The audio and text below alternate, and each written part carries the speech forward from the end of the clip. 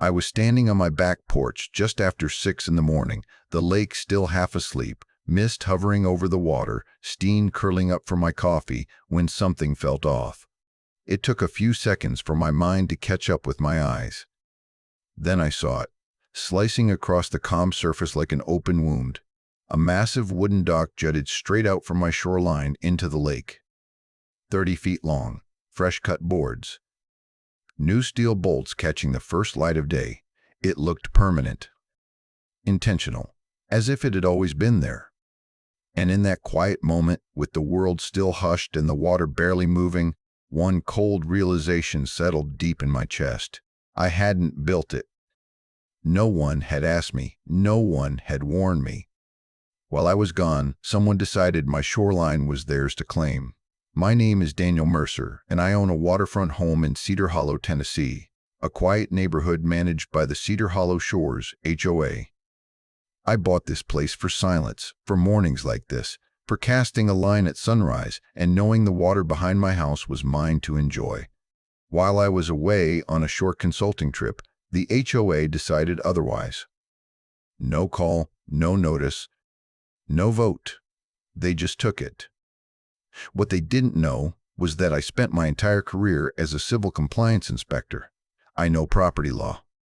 I know procedure, and I don't bluff when lines are crossed. That dock wasn't just illegal.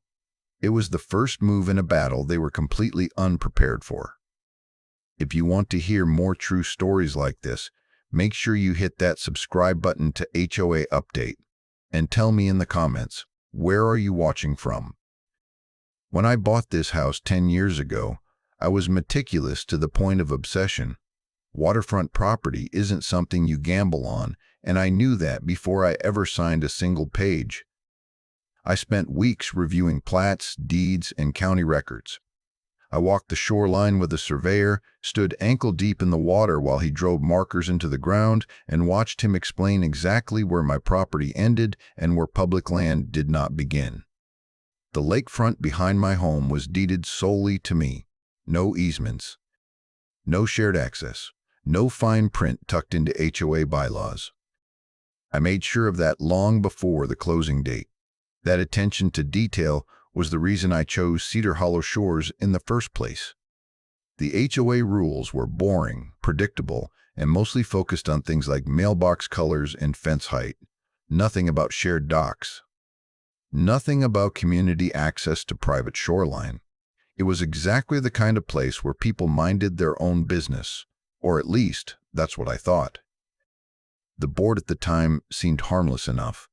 Melissa Grant was the HOA president, always well-dressed, always smiling, the kind of woman who spoke softly but expected to be obeyed. Thomas Keene handled the money. He liked to remind people he was just the numbers guy, as if that somehow excused him from understanding what those numbers represented. And then there was Eric Lawson, the third board member, who rarely spoke at meetings and voted yes on whatever Melissa suggested. He wasn't aggressive. He was worse. He was absent. I didn't think much about any of them until the dock appeared. A few days after I got home and started asking questions, neighbors began stopping by my place under the excuse of evening walks or casual hellos. They lowered their voices when they spoke, glancing back toward the road as if someone might be listening. Melissa had promised community lake access at the last HOA meeting, they said. She talked about increasing property values, about creating a shared amenity everyone could enjoy. Some people clapped. Some nodded along.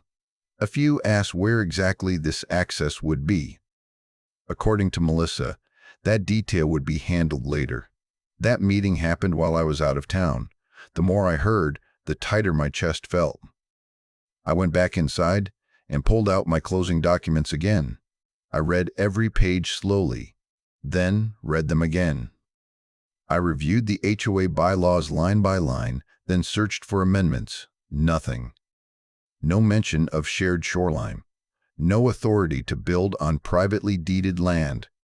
No vote authorizing construction. No emergency clause. No exception. It didn't add up. So I did what any reasonable homeowner would do. I sent an email. It was polite, direct. I asked who authorized construction on my property, under what provision of the bylaws, and which permits were pulled. I attached copies of my deed and the original survey, highlighted where my ownership was clearly marked.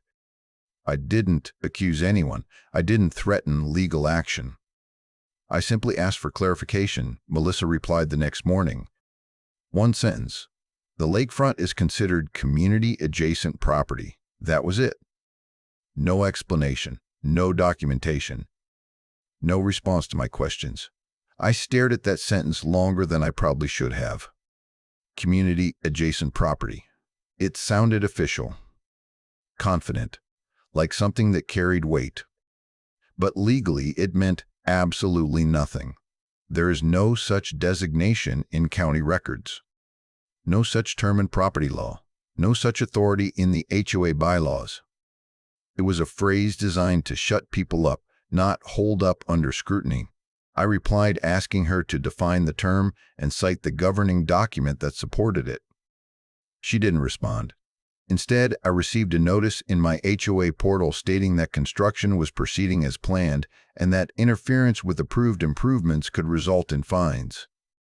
That's when I realized this wasn't a misunderstanding. It was a decision already made without me, and one they expected me to accept quietly. I walked down to the dock that afternoon and ran my hand along the railing. The wood was still rough in places, splinters catching my skin. This wasn't temporary. This wasn't exploratory. Someone had spent serious money building something permanent on land they didn't own, and they had done it assuming I wouldn't push back. That assumption was their first real mistake. I decided an email chain wasn't going to fix this, so I went to see Melissa in person. I found her standing near the clubhouse one afternoon, clipboard tucked under her arm, talking to a couple of residents as if nothing in the world was wrong. When I introduced myself, she smiled. Calm, polished, almost rehearsed. The kind of smile that never quite reaches the eyes. I told her the dock sat entirely on my deeded property and asked who approved it. She didn't hesitate. The HOA has authority over community improvements, she said smoothly, as if she'd practiced the sentence. I asked to see the permits, the plats, the meeting minutes showing a boat, anything official. She tilted her head slightly and said those details were handled internally and that I didn't need to worry about them. When I pressed again, she changed the subject, talking instead about how grateful the neighborhood was going to be once everything was finished. The conversation ended with her telling me, in a tone that was still pleasant but unmistakably firm, that I should try to be a team player. 2 days later, the first violation notice appeared in my inbox. It claimed I was obstructing community improvements because I had placed small orange boundary flags along my shoreline. Flags that marked the same property line established in my survey a decade earlier. By the end of the week, there were more notices. $500 for interference, $1,000 for non-compliance. Every fine dated weeks earlier, as if I'd already been in violation before I ever said a word. I called the HOA office. No answer. I requested mediation through the HOA's own dispute process. The request was ignored. I formally asked for an emergency meeting to address what was clearly a property dispute with legal implications. That request was denied within an hour, citing board scheduling constraints. Meanwhile, the dock became busy. People I barely knew walked past my house carrying coolers and fishing gear. Kids jumped into the water near my shoreline. Someone left fast food wrappers and beer cans in the grass. One afternoon, I came home to find a jet ski tied directly to one of the dock posts, its rope stretched across the edge of my property like it belonged there. Each day, the boundary between my home and the HOA's entitlement blurred a little more. I stood on my porch one evening watching strangers laugh on a structure built on my land, listening to music echo across the water, feeling something shift inside me. The frustration didn't explode. It settled, hardened, focused. Arguing wasn't working. Reasoning wasn't working. and the HOA was counting on me to either get tired or get loud, because either would make me look like the problem. So I stopped reacting. I pulled out my camera and started documenting everything. Dates, times, photos, videos, screenshots of finds, copies of emails, every step of construction, every use of the dock, every violation notice that appeared without justification. They thought they were burying me in paperwork. What they were really doing was building my case for me. Once I stopped reacting emotionally, everything became clear. The next step wasn't another argument or another email. It was proof. Solid, undeniable proof. I hired a licensed surveyor, the same kind of professional I had worked alongside for years in my career. He didn't come with opinions or assumptions. He came with instruments, records, and county authorization. We walked the shoreline early one morning, long before anyone else was awake. He measured from fixed reference points, drove new markers into the soil, and compared current conditions against recorded plats. When he finished, he handed me a stamped report that left no room for interpretation.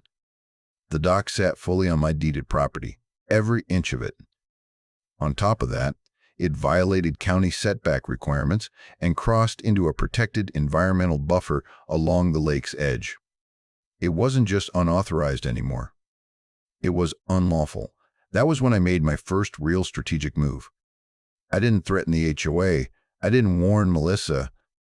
I filed formal complaints with the county zoning office, the Environmental Protection Department, and Shoreline Management, each one accompanied by surveys, photographs, timestamps, and copies of HOA correspondence. I let the system do what it was designed to do. The response was quiet at first, no angry calls, no dramatic emails, just silence. Then, 3 days later, a letter arrived at my door.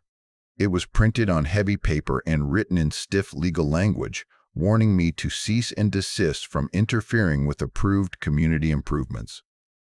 It claimed I was exposing the HOA to liability and hinted at further legal action if I didn't comply. Melissa's signature sat neatly at the bottom. I didn't reply. Instead, I scanned the letter and forwarded it directly to the county offices already reviewing my complaints. I added a short note explaining that the HOA was attempting to intimidate a homeowner during an active investigation. 2 days later, the calm shattered. A county zoning officer showed up first, clipboard in hand, walking the length of the dock and comparing it against the survey markers. Not long after, an environmental inspector arrived, photographing the shoreline and pointing out buffer violations I hadn't even noticed. A sheriff's deputy followed, not to make arrests, but to document the situation and ensure access for the inspectors.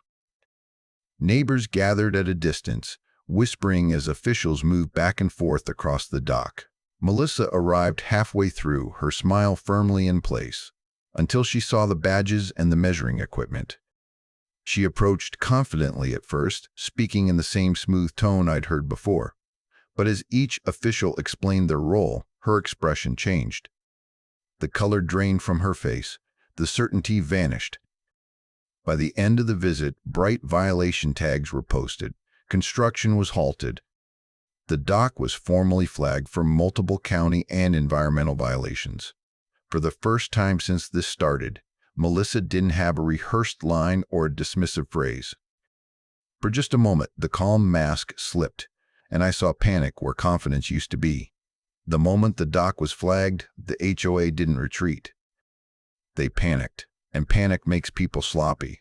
Within days, documents began circulating through the community portal. Meeting minutes appeared that no one remembered attending, suddenly showing unanimous approval for a community access project. A new plat map followed, clean and official-looking, labeling my shoreline as shared access. It was an obvious fabrication. The font didn't match prior records. The dates overlapped in impossible ways. And worst of all for them, the map contradicted county files that had existed for decades. I started pulling financial statements next. That's when the real story surfaced. Tens of thousands of dollars had been paid out to a construction company with no bidding process, no competitive estimates, and no disclosure to homeowners. The owner's last name matched Melissa's. A cousin. That discovery changed everything. This wasn't overreach anymore. It was self-dealing. I hired an attorney quietly, someone who understood property law and knew when silence was more powerful than outrage. Together, we prepared for what came next. At the same time, I worked with the county to create a lawful removal plan. Every step had to be clean, documented, defensible. When written confirmation arrived stating the structure could be removed by the property owner, I acted, slowly, methodically. I dismantled the dock piece by piece, photographing each bolt as it came out, tagging every board, logging times and dates. No damage, no shortcuts. Just procedure. The HOA called the police halfway through. 2 officers arrived, reviewed the paperwork, examined the survey markers, and made a few phone calls. Then they shrugged, handed my documents back, and left. The dock materials stayed on my property, legally. The emergency HOA meeting came the following week. The room was packed, voices already raised before it even started. Melissa opened by accusing me of theft and sabotage. I waited. Then I stood and laid everything out: surveys, county notices, financial records, and inspection reports. The doors opened mid-sentence. County investigators walked in. Then a state auditor. The room fell apart. Residents demanded answers. Thomas Keene stood up, red-faced, and resigned on the spot. Eric Lawson muttered that he didn't know and sank back into his chair. Melissa didn't say a word. For the first time, the power she wielded evaporated, and everyone in that room could see it. What followed unfolded faster than anyone expected, and far wider than just our neighborhood. Once the investigators started pulling records, they didn't stop at the dock. They dug into years of HOA filings, financial statements, emails, and vendor contracts. Patterns emerged almost immediately. Approval votes that never happened. Documents altered after the fact. Payments issued without authorization. What began as a single illegal structure turned into a full-scale audit of the association's leadership. The environmental findings alone were severe. The dock violated protected shoreline buffers, disrupted aquatic vegetation, and ignored county setback laws. Each violation carried its own penalty, and together they stacked up quickly. Then the financial side came into focus. HOA funds had been routed through shell invoices, padded construction costs, and undisclosed family connections. It wasn't sloppy bookkeeping. It was deliberate. Within weeks, the court stepped in. An emergency order removed Melissa from her position as HOA president. Not suspended. Removed. The remaining board members were stripped of authority shortly after, and the HOA itself was placed under temporary oversight while a full accounting was completed. Residents were notified that fines, penalties, and restitution costs had already exceeded $70,000 and were still climbing. Melissa didn't attend the next meeting. She didn't send statements or explanations. Instead, notices arrived confirming that criminal charges had been filed against her related to fraud, misrepresentation, and misuse of association funds. The confident woman who once spoke about community improvements was now silent, answering questions only through attorneys. The dock, every beam, bolt, and ledger entry became evidence. Inspectors documented it. Auditors tied it to financial records. What she built to claim my shoreline became the physical proof of everything she'd tried to hide. I stood by and watched as the illusion of authority collapsed. No speeches. No dramatic outbursts. Just consequences arriving one by one. The woman who assumed one homeowner would back down lost everything she used to control others: her title, her influence, her reputation. And all of it unraveled because she mistook silence for weakness. The weeks after the investigation felt strangely calm, as if the neighborhood was collectively holding its breath. With the board dissolved, a temporary trustee panel was appointed by the county to stabilize the association. They weren't flashy or ambitious. They were practical. Their job was to repair damage, restore trust, and make sure something like this could never happen again. The first thing they did was open the books. Every homeowner received access to detailed financial reports going back years.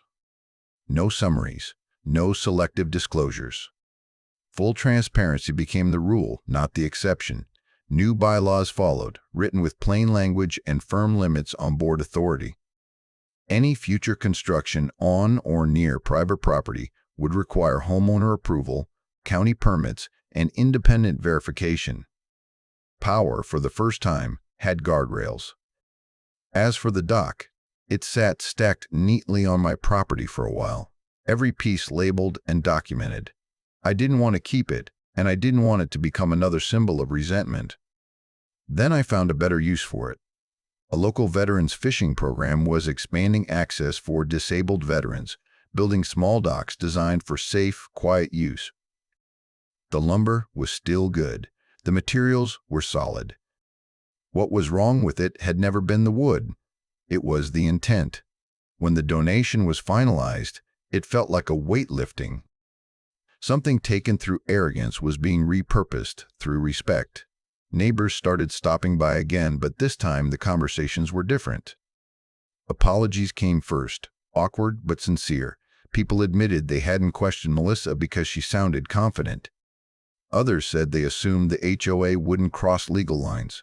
A few thanked me for not backing down when it would have been easier to stay silent. Slowly, relationships mended. Conversations replaced whispers. Trust, while not fully restored, began to grow back in small, careful ways. Most evenings now I sit on my porch and watch the lake the way I used to. No music echoing across the water. No strangers tying up equipment along my shore. Just the sound of wind, insects, and the gentle movement of the water against the bank. The lake is quiet again. Not because I won something, but because the truth finally mattered, and the community chose to listen. Standing on my porch now, watching the lake move the way it always should have, I finally understand something I didn't when this all began. The water is calm again, undisturbed, reflecting the sky instead of someone else's ambition. This was never just about a dock. It was about boundaries, not only the ones drawn on paper, but the ones people assume they can cross when they think no one will stop them. HOAs don't survive on authority alone. They survive on silence, on the belief that homeowners will sigh, shake their heads, and move on because fighting back feels exhausting or risky. The moment one person decides not to stay quiet, that balance shifts. Suddenly, questions get asked. Documents get examined, and power starts answering to the same rules it once ignored. I didn't wake up one day wanting to dismantle an HOA or become anyone's example. I just wanted my home respected. I wanted the land I worked for, paid for, and protected to remain mine. What followed wasn't revenge. It was accountability. Sometimes that's all it takes to expose what's been hiding in plain sight. Not anger, not shouting, but patience and the truth laid out one piece at a time. If you want to hear more true stories like this, make sure you hit that subscribe button to HOA Update. And tell me in the comments, where are you watching from?